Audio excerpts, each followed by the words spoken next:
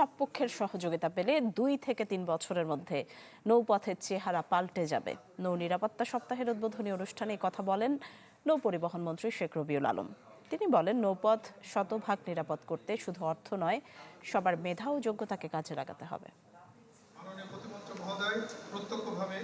বিপদমুক্ত নৌযাত্রা, জানমালের সুরক্ষা, এই প্রতিপাদ্যে শুরু হয়েছে নৌ নিরাপত্তা সপ্তাহ 2026। অনুষ্ঠানে জাহাজ মালিকদের অভিযোগ, এই ধরনের আয়োজনে নানা আলোচনা হলেও তা বাস্তবায়ন হয় না। গেল কয়েক বছরের যাত্রী খরা কাটিয়ে উঠতে কার্যকরী পদক্ষেপ নেওয়ার আহ্বান জানান তারা। যদি কোনো তদন্ত কমিটি বা যে কোনো কমিটি করেন, সেখানে আমাদের একজন প্রতিনিধি রাখেন। আমাদের ভুল আমাদেরকে বুঝতে হবে।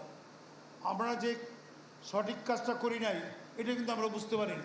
নৌমন্ত্রী শেখ রবিউল আলম বলেন, নৌপথের সাথে সংশ্লিষ্ট সব পক্ষের সহযোগিতা পেলে আগামী 2 থেকে 3 বছরের মধ্যে পাল্টে যাবে নৌপথের চেহারা।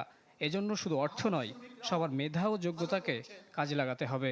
নিরাপদ নৌযাত্রা এটা দীর্ঘদিনের দাবি। যে কোনো পরিস্থিতির চেয়ে এখন অনেক উন্নত হয়েছে। আমরা একেবারে শতভাগ নিরাপদ করতে চাই, এটা আমাদের অঙ্গীকার।